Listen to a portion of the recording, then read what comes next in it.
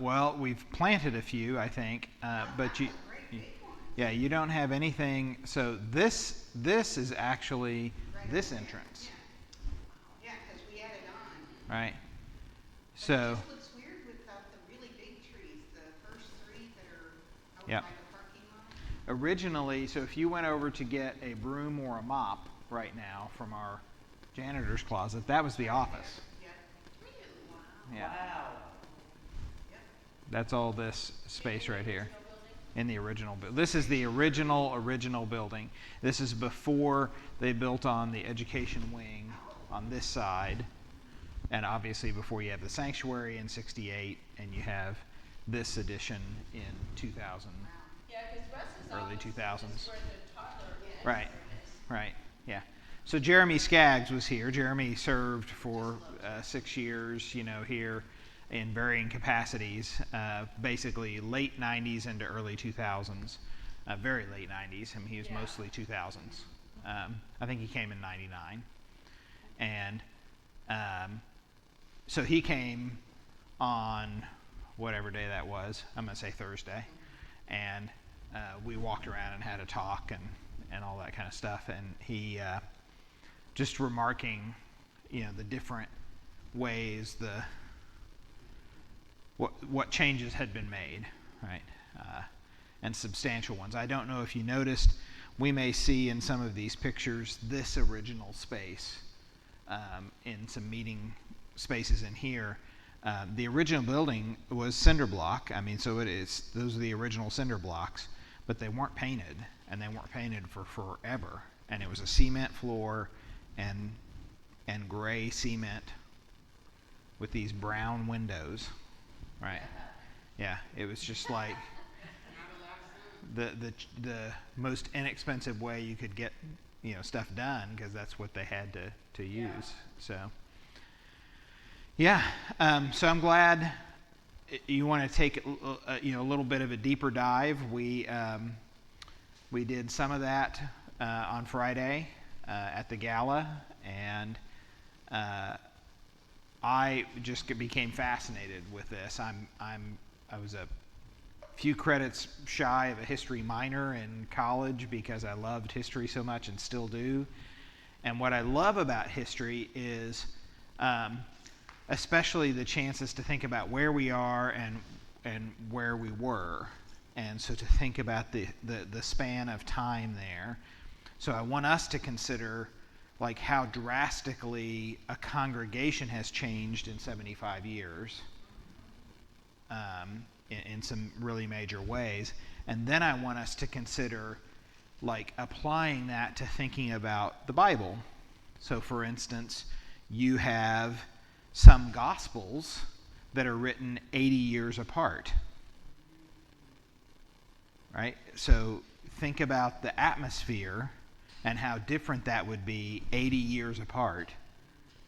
What was going on historically? What was the culture like? So, what we were 75 years ago as a church has as much to do with what Tulsa was like 75 years ago, right?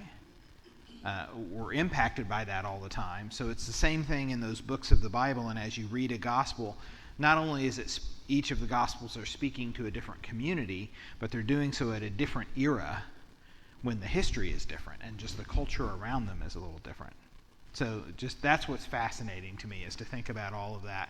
And your big 75-cent word for the day is what that does to our epistemology, right? Which is the idea of how we come to know things. It's what is knowledge made of, and how do we arrive at those conclusions, and what do we base that on? Truth gets to be really impacted. What is our truth at that point? You heard, and we'll talk about this not so much today unless you want to, but you heard,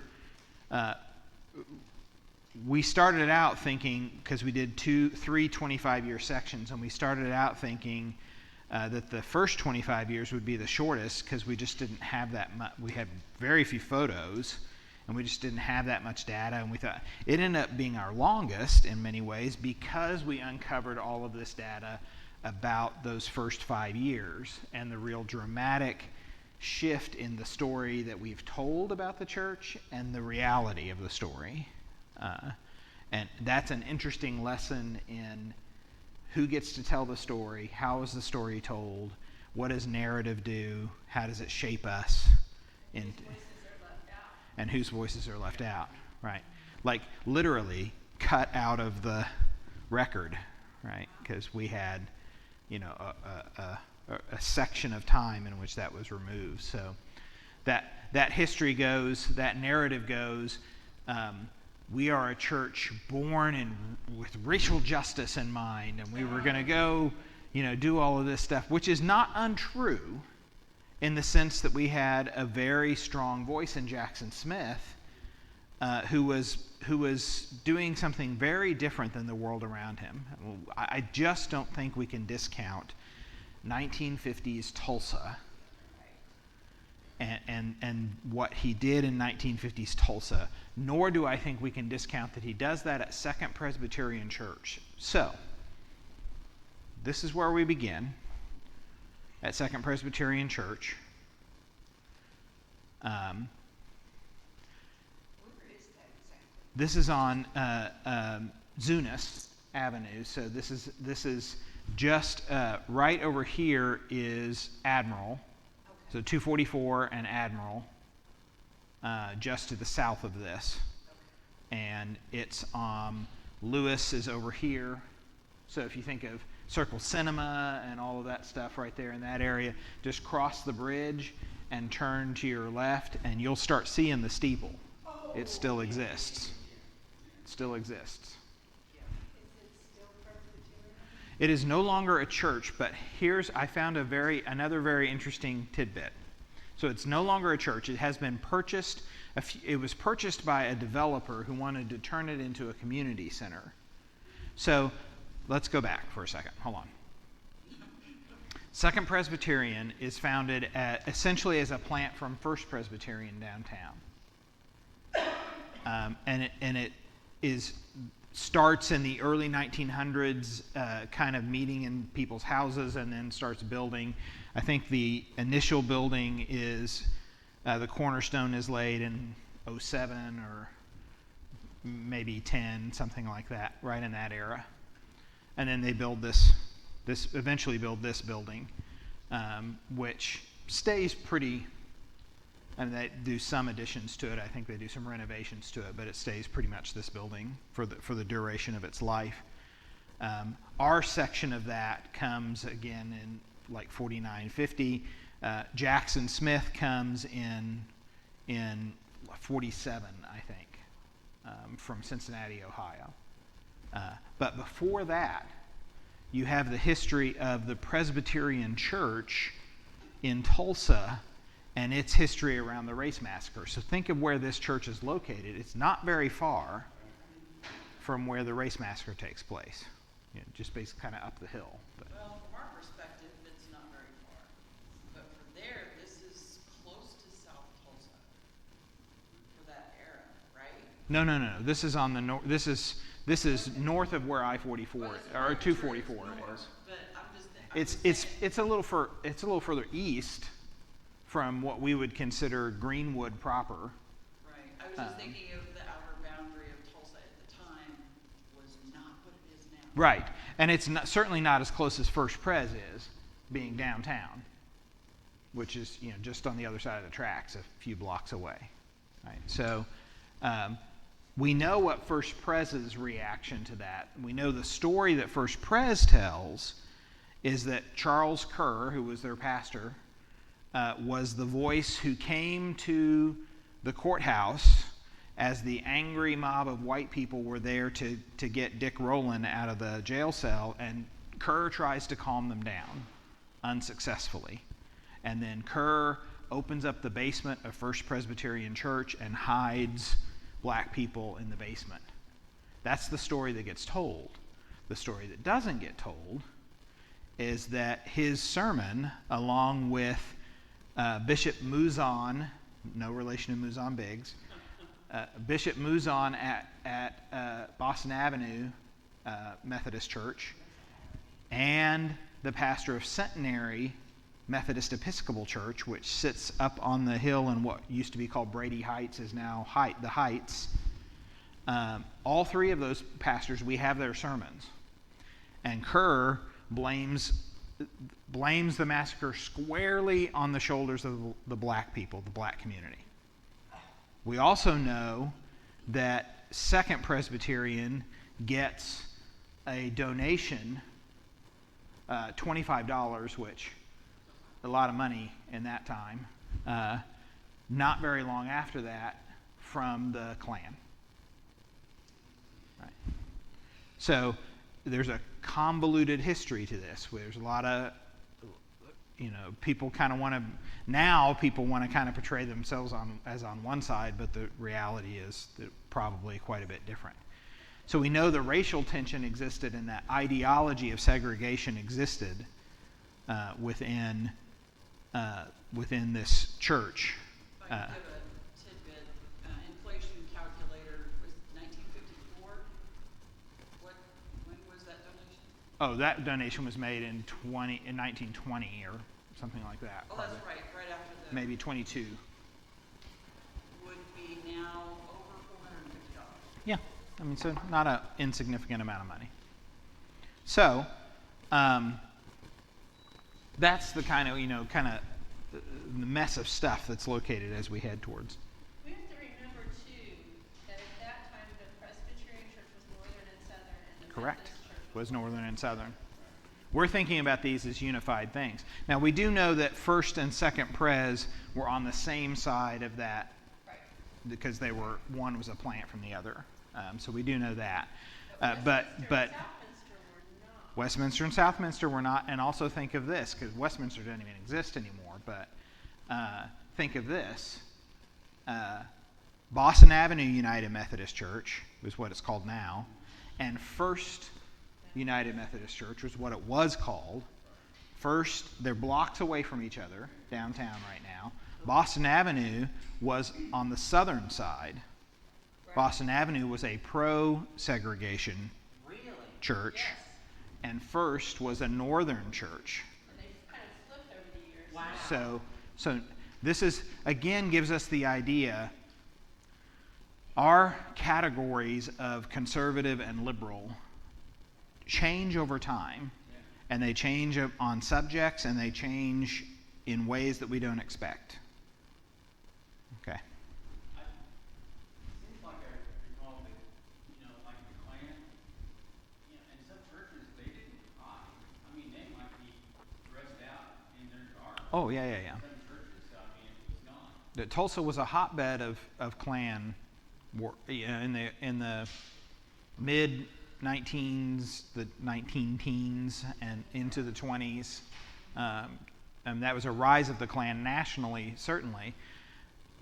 We have to acknowledge Woodrow Wilson, who's president at this time, shows Birth of a Nation at the White House, which is the pro-Klan film.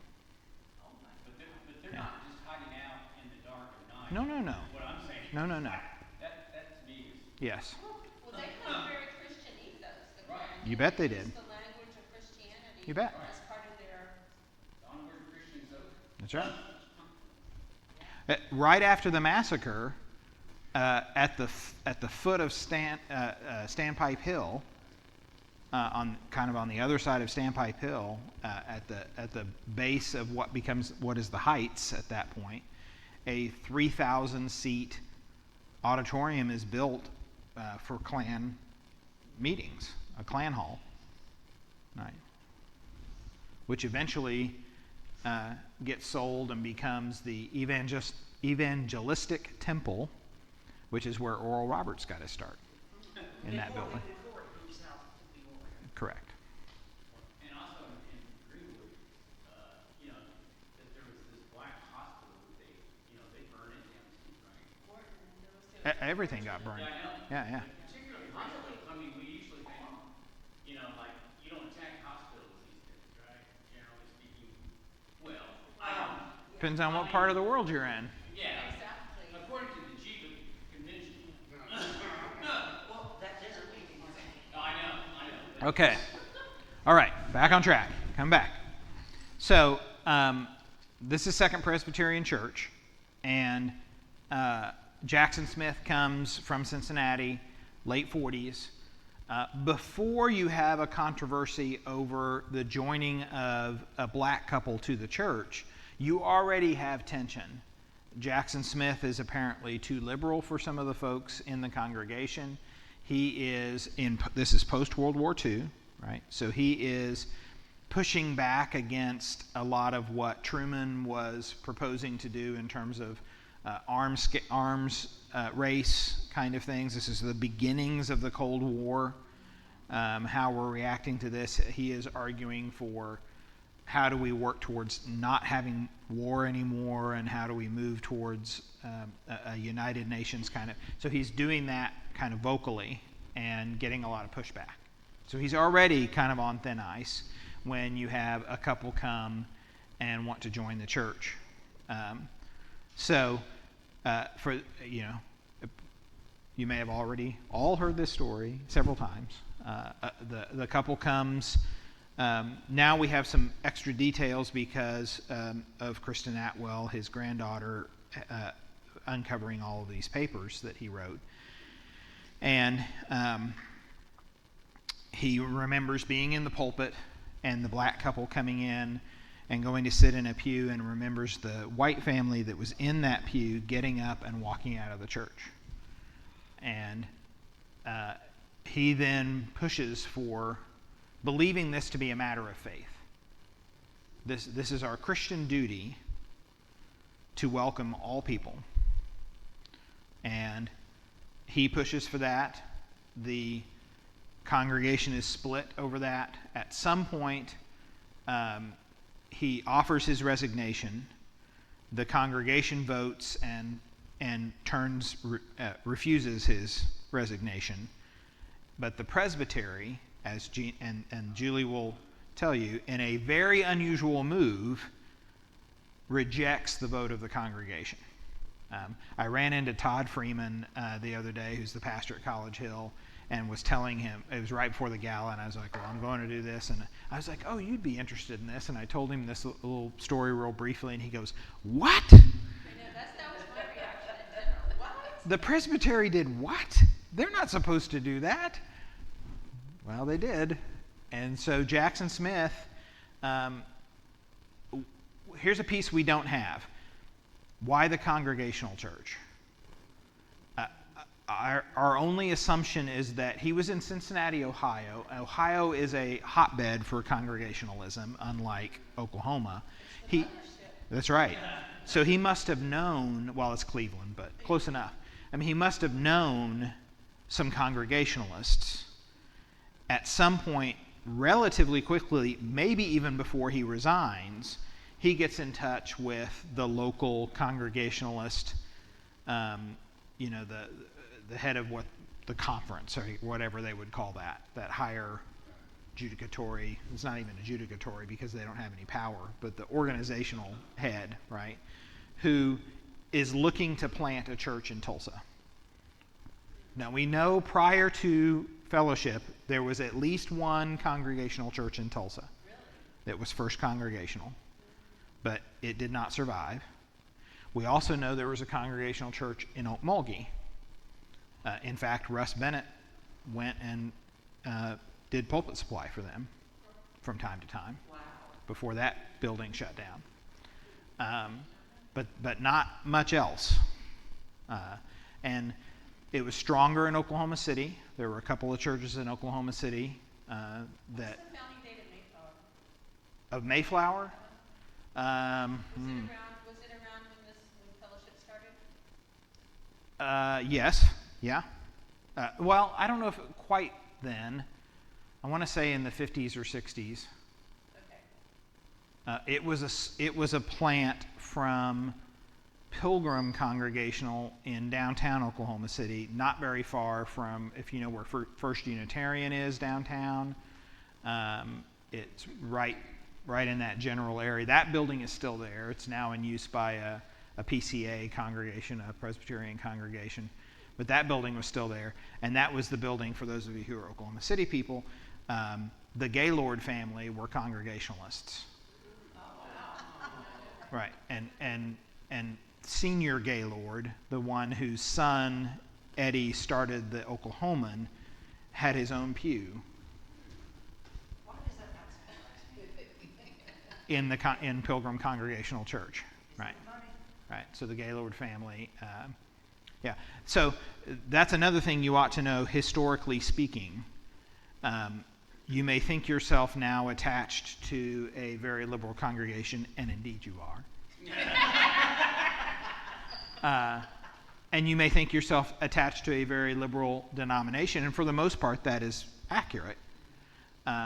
Congregationalism has a long history of being very liberal in terms of theology and in terms of it's never a adherence to biblical inerrancy or any of that. Congregationalists came very much when you had the Scopes monkey trial and the sort of rise of fundamentalism. Congregationalists did not consider themselves fundamentalists. But you also have this very strong drive towards social conservatism, particularly economic conservatism.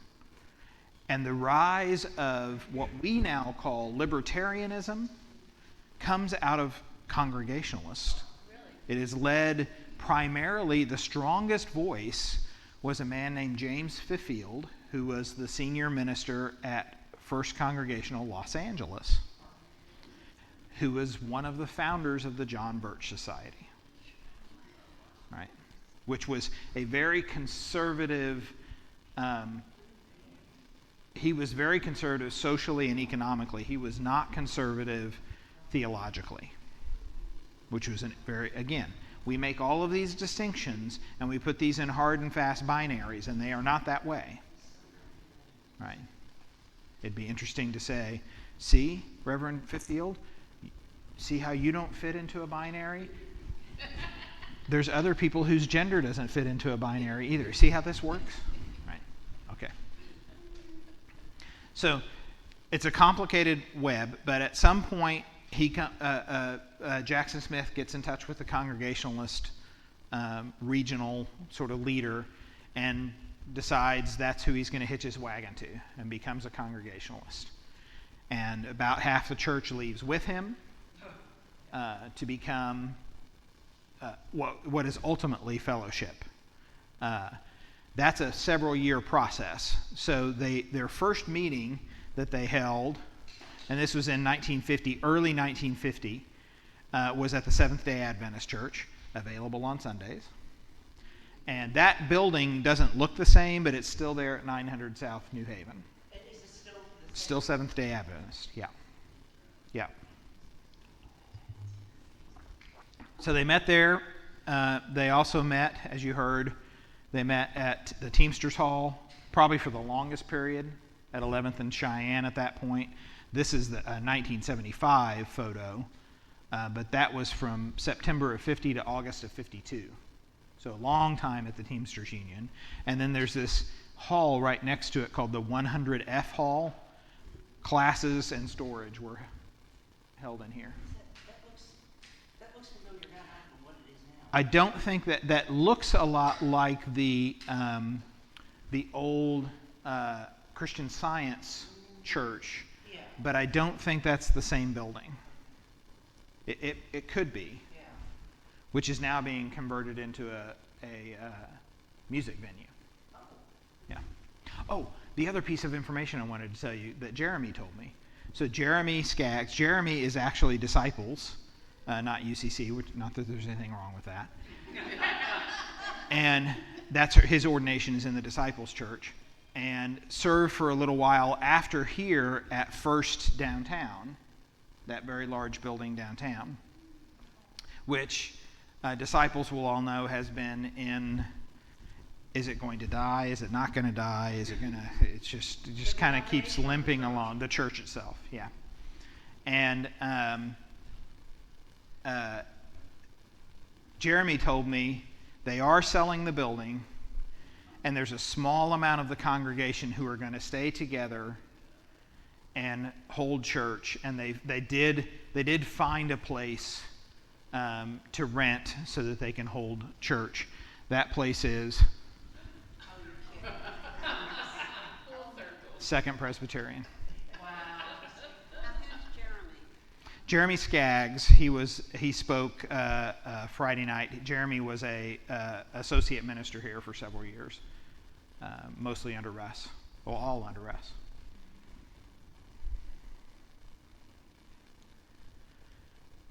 So here's you're starting to see, like, here's the first meeting in the land. So this is the plot we sit on now. So you see how out in the middle of nowhere it is, and there's no trees, there's none of that stuff. Wow. I mean, it really was. This was the edge of town. Yeah. Danielle's father told us one time that when they first bought the land, it was a big ravine. Yes. They had to bring in a lot of dirt Yeah. and stuff to fill in to make it even possible. Yeah, so we'll talk about that in a second, because there's a reason. Well, actually, I'll just talk about it now. There's a reason that the sanctuary is here. Yes. The original drawings, which if you were eagle-eyed, you could have seen on Friday night, the original architect drawing of the sanctuary, it was meant to be over here. It was originally going to be there with the sidewalk connecting the door of the sanctuary and this door here, right? And the parking lot over here. However, there was a ravine there because there's a river Yes. that runs, there's a stream that runs right down our property here, and it runs right across where the parking lot is. So when they went to build the sanctuary, they were like, well, you can't build here because you can't build on top of that underground stream. You can build a parking lot on top of it, but you can't build a building on top of it. So the building got moved over here. There you go. There's the grounds dedication. Somebody probably speaking at the grounds dedication. And then this is the fourth birthday celebration, but the dedication of the first addition, the first part of the building, which is April 4th, 1954. So it took like 2 years to build the building? Yeah, well, I mean, it took, so here's your second anniversary of 52. They have the land, they're starting the planning. It takes a while to do all of that stuff and to raise the money. So you can see, as we were talking about before everybody came in, this door here is this door. And the closet that we now have all of our janitorial supplies and stuff in was the original office. And then you didn't have much on the back side of this. It was pretty much just this building. And the door that is right here was a much more functional door. Then you see that crossing, the other crossing in the Yeah. back, that's the one that got hit by lightning. Yeah, that's the original, that's the steeple that got struck by lightning. I'm not quite sure what year it got struck by lightning. It's one of my favorite things to do with new members classes. Well, there used to be a steeple over here, but it got struck by lightning, and you can decide whatever you would like to decide about that, right? But it was destroyed and never rebuilt.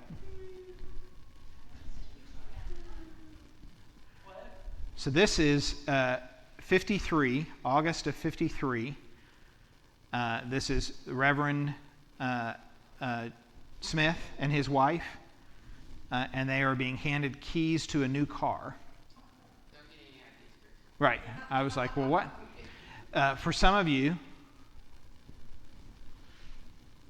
that's Mady Mars. Whoa! That's who? Mady Mars, Who is still alive. who is still alive and probably making faces like that also. She's our only remaining charter member. She's still alive. That's Mady right there. Yeah. She's almost 100. Yeah. She's here. Yeah, Well, she's in a memory care. She's married. So, But she used to be, like Ted Nansen, she was one of the ladies every Sunday was a greeter. yeah. So they- Absolutely sweet lady. So they bought the Smith family, and they had purchased a manse at that point, or a parsonage, and a car for them. Now I want us to note the date.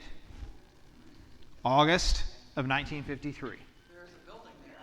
And here's the building, right? So they had the dedication of the building quite a bit after. Right. I also want us to note something else. It's August of 1953.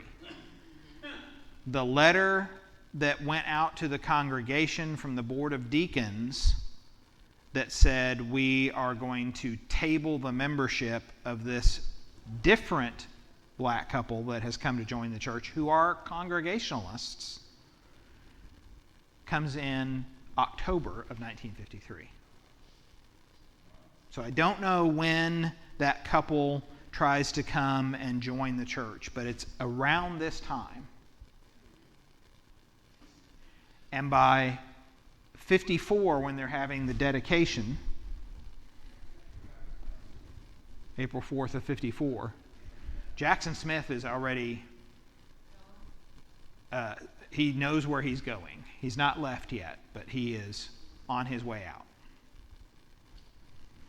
That was smooth, like Southside Christian Church had a similar thing where we knew the minister, who's attached to our family, Oliver, he made the mistake of inviting a black couple to come and visit and worship at Southside, and he went on vacation, came back, and in the middle of the service, they let him know that his services were no longer required. And it's part of the worship service, appropriate time.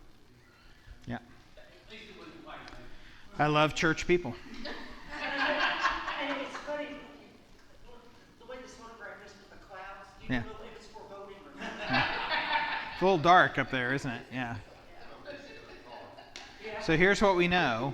We know that Jackson Smith leaves to go be in service to the congregational, to the larger governing, to the larger organization. He doesn't go to another church. And though we can't totally confirm this, it is his granddaughter's belief and mine that he never again served as a senior pastor at a church after his two experiences being at the helm. Wow. By choice? Yeah. Yeah. Well, he had opportunities. And he served as associate. He served as associate at Mayflower in Minneapolis, which is a good-sized UCC church to this day. And he served there as an associate for well into his 80s, going to see people in the hospital and doing things like that. Okay. So that was Jackson Smith. It was a nice car, yeah. Yeah. And go back one. So were you saying by this time or by? I was saying by this time, by 54. By 54, we knew that. You know what? I actually have that. I think I have that wrong by 1 year, don't I? I do have that wrong by 1 year. It wasn't 53. It was 54. The reason I know that is because we do not have the annual meeting report for 1955, which would have reported on 1954.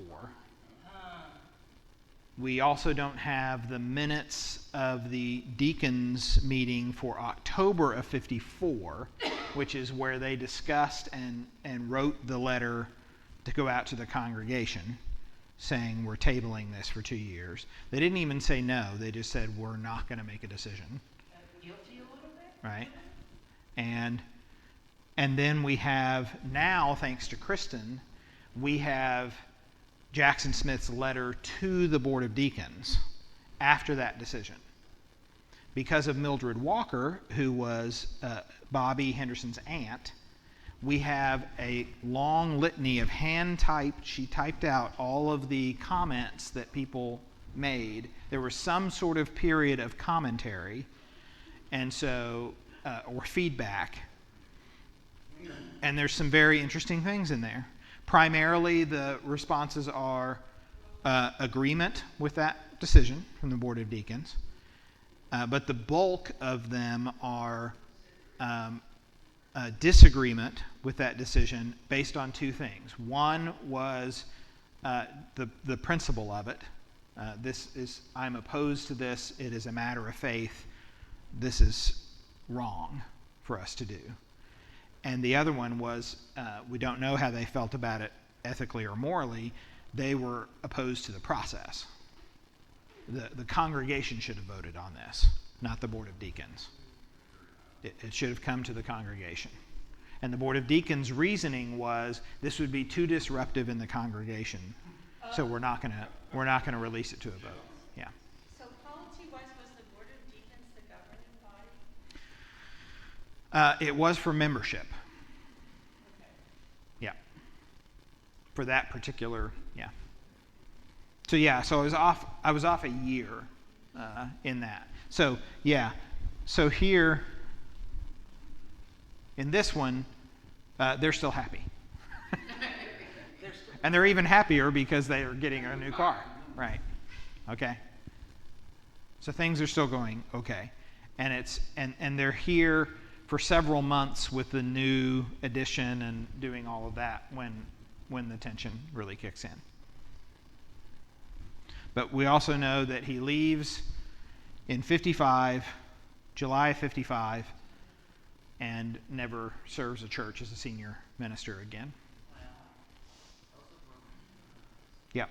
And we also know, again, as you heard from Kristen on Friday night, her grandparents were just heartbroken about all of that and the way that this went down and this church that they thought that they had built that was going a certain direction and it's not going that direction.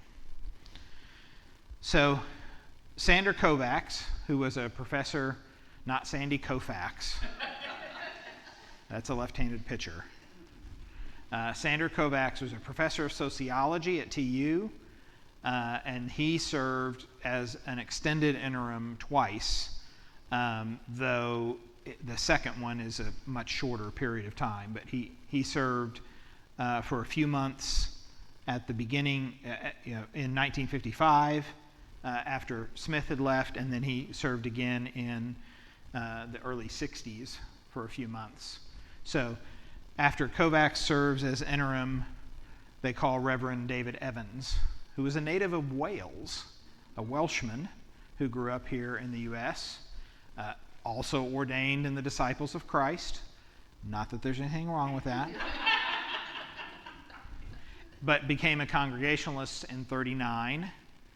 So keep in mind that all of this history that you have heard up until this point is prior to us being a UCC church. We are not a UCC church. We are a Congregational church at this point. Because the UCC doesn't exist yet. Well, it does in between this period of time. So from 55 to 57, the UCC comes to be a thing. However, it's a combination of all these polities, right? And so in 57 or thereabouts, I think it was actually 58, one strand of that forms the UCC is the evangelical and reformed churches. So the liberal Lutherans, essentially, German tradition, a reformed tradition. They have bishops and hierarchy and all of that stuff. The ENR churches vote with one vote. The bishops all get together. They decide we're going to join. So all ENR churches become UCC churches. There are no ENR churches anymore. They're all UCC churches. Okay? The Congregationalists and the independent Christian churches that are some of the other strands that form this, as you might imagine, vote church by church by church. Ain't nobody going to tell them what to do. Right? And so that happens over a long span of time. I mean, like Mayflower in Oklahoma City only became UCC in the 80s. Really? Yeah. So, I mean, like that happens over decades and decades. And there are still Congregational churches that sometimes vote to finally join the UCC. So, he becomes a Congregationalist in 1939, and he comes here from Longmont, Colorado. It's interesting that, because I've always been like, look within the Methodists, it's been years maybe.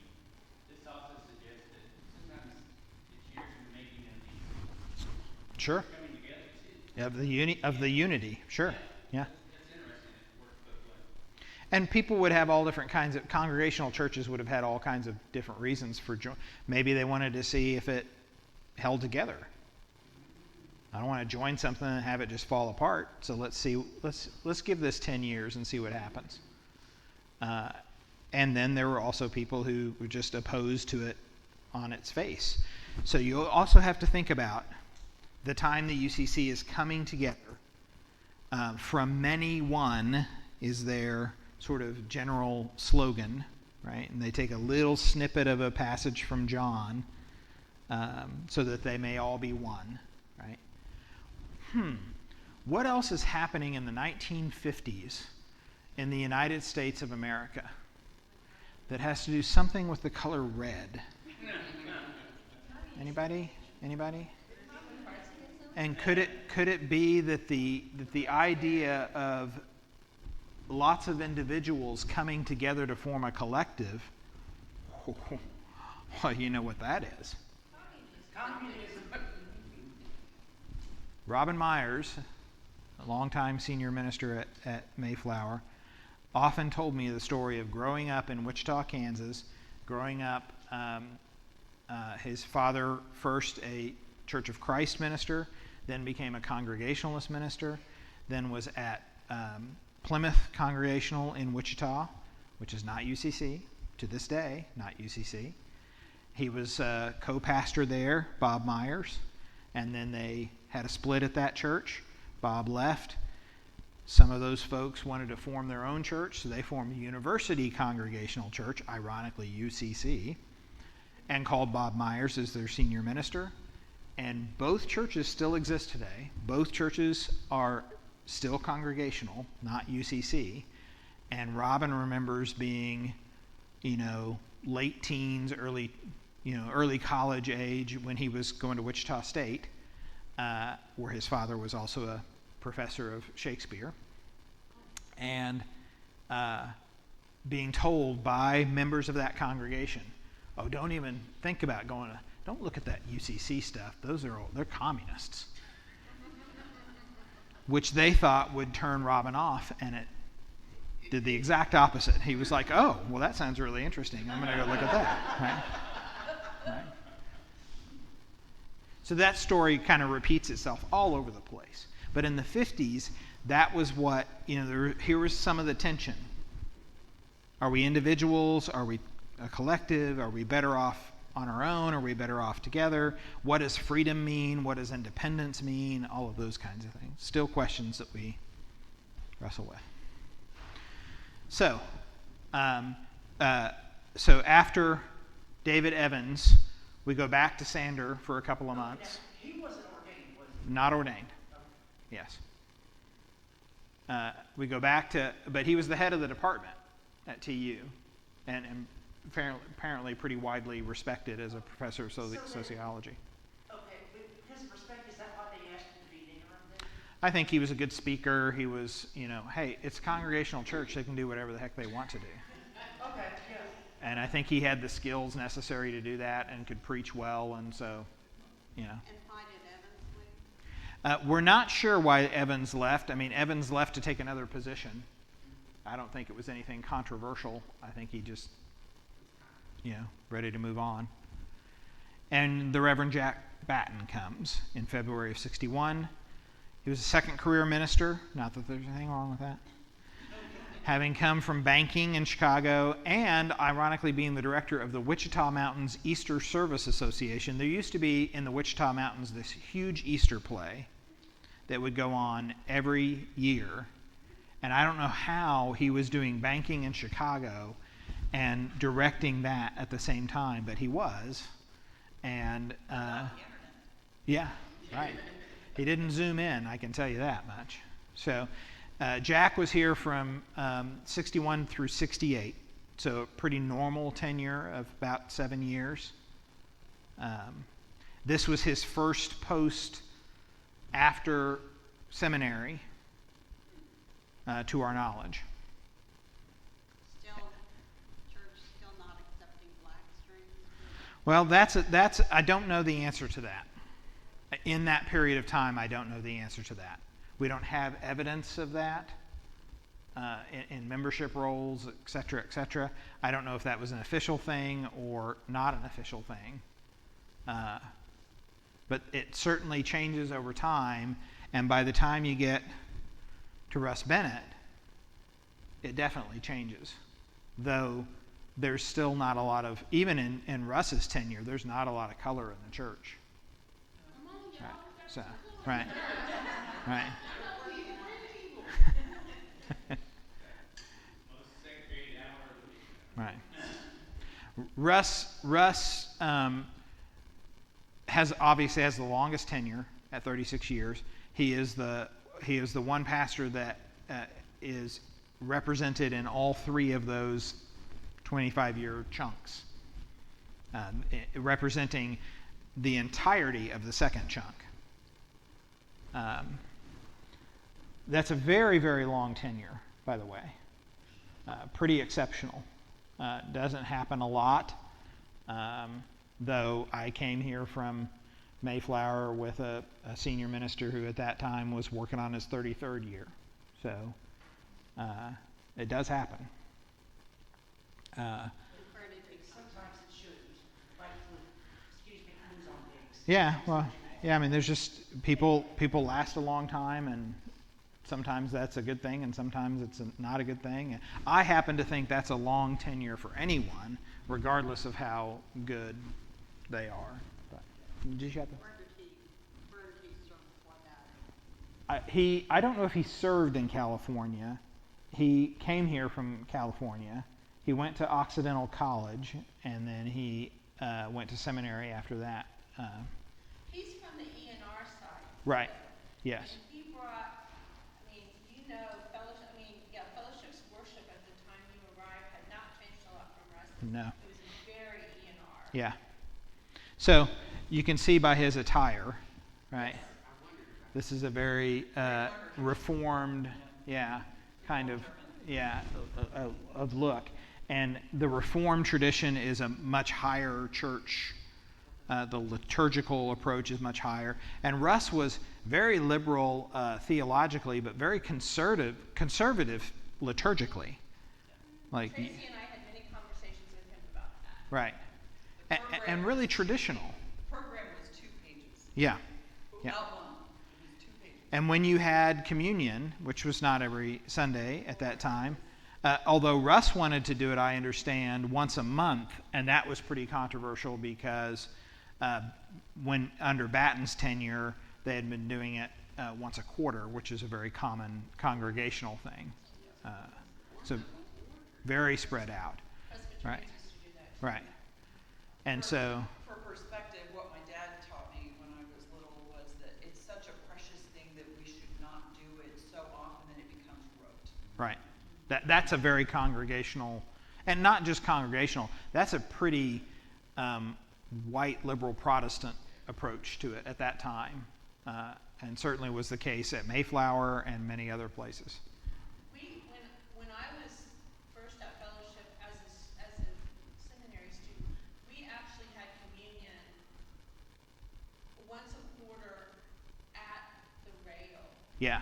So that was the same case. So Russ, this is what Jeremy told me. Like, Right. Russ, when you did communion, they had Sursum Corda, they had the whole liturgical approach. You had all of this language and stuff around build up. There's a very reformed approach to how you come to the table. You have confession before you come to the table. You have absolution. You have to do all this stuff. And then they would come forward. So you think about the way the sanctuary is. They would come up to, Jeremy asked me, well, how do you serve communion now? And I was like, well, we just have cups and people come up and they just go through. He's like, oh yeah, we took like a row at a time. And they'd come up on either side and you served each person. You went down the, right? Yeah. Yeah. Yeah. Yeah, when I grew up, we always did it In the pews. From 68 to the early 90s. It was in the pew. He did it at the rail, at the chancel once a quarter when I was here. So it was later, yeah. Yeah. That brings the question, why have we gone to every Sunday?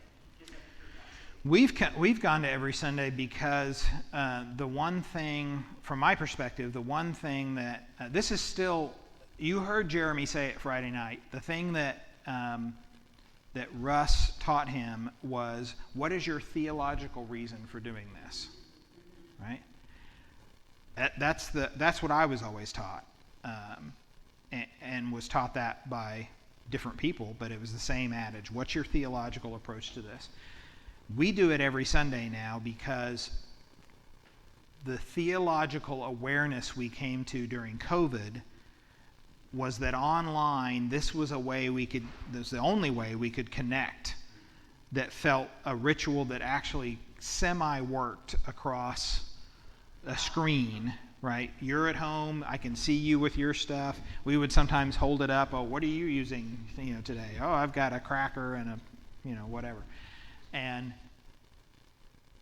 that sense of connection is what became important to me. Not only that, but you heard me talk about it a little bit a couple of Sundays ago, this reshaping of cross or table. That theology is very poignant to me right now. And so I began to say, let's do it every Sunday, because it was that place of connecting, it's that point of connecting. And I was raised in the don't do it so often because it becomes rote. And I'm also like, yeah, but you know what? We say the Lord's Prayer every single Sunday. Yeah. And every single Sunday, I hear something different as I say it. There's some part of that that sticks out to me that Sunday. Or there's some part of it that fits in the service in some way. There's some part of it that's meaningful in some way. So that's the point of that ritual each and every time. Plus, it has become a ritual of inclusion to us and not just a ritual about membership or any of that kind of stuff. So emphasizing that each and every time is especially important when you have guests coming in, many of whom have been courageous enough to step into church and have been wounded by that. Yeah, so this is a different table. Just one. Hold on. Well, going to Catholic school, and we had a lot of coaching on the reverence of communion and what you did and you did not know to do, but it was kind of a very holy act. And so we had a period of time where we went to Mass every single day. Right. We had communion Every single day. And then, so when I got to the Protestant church and they didn't have communion every Sunday, I was like, Christ said, do this in remembrance of me. And so, like, what? Yeah. Then when they did not have church on Christmas Day. Yeah. I was like, what? Because it wasn't on a Sunday, right? Well, yeah. Yeah. And I mean, not only were you expected to go on Christmas, but there were lots of holy days of obligation. You bet. You when bet. you nicely got out of school, but also were expected to serve man. That's right. So, Yeah, we do different things. We've got very short period of time. I just want to say I'm very thankful that unlike Catholicism and high Protestantism, we have divorced confession from the table. Right. And that is one thing that just rankled me a lot about the Presbyterian. Well, there's something about that inclusion part. Now, I think what we've done that is not helpful in the progressive church is that we have eliminated confession. And I think there's a role and a place for confessional moments and for us to think about, just as we're doing in telling this history, like where are the places that we've missed the mark and how do we acknowledge those and speak to those. But it's a reframing of that confession as a act of absolution and wholeness, not as a place of moment of shame and right. Yeah, right. So this is, you can see here's the cinder block walls, right, that were unpainted for the longest time. And you can now see people here are walking across to the new sanctuary that had been built in 68. So I didn't realize Russ came right at the time that the new sanctuary was. Russ came in August of 68. That was our first worship in the new sanctuary building. Was the first Sunday of August in 68. Maybe his first time. Yeah. Yeah. There's an interesting shot. This metal pole is still out there. Yeah, right. How many times I walked that thing? Yeah. You can see this is pre-sanctuary. Some swing sets out here. And there's of course the sanctuary with some trees planted. That's it. So next week we'll talk a little bit more about that second chunk. We'll talk about Russ's time here. So now we'll start to get into a place where some of you have some memory around those things. And so we'll talk about that tenure and the start of his ministry and what that really, I just don't think you can ever talk about the history of Fellowship Church without talking about the history of Russ Bennett, such an enormous impact on this congregation. So we'll talk about that, and we'll talk about that, just the history of that time in Tulsa as well, and some ways that Russ began to really, although it wasn't just Russ, Batten and Evans before him had certainly made connections to the National Council of Churches and to some exterior things, but Russ really began to invest us in the community outside. We can also talk about I was surprised that we didn't have any women who read scripture. Yeah. So I think that Vicki brought that up. She said women couldn't be lay readers until like 1978 or something like that. And I think she brought that up because she's a lay reader this morning. I just want to emphasize, and this morning I'm reading.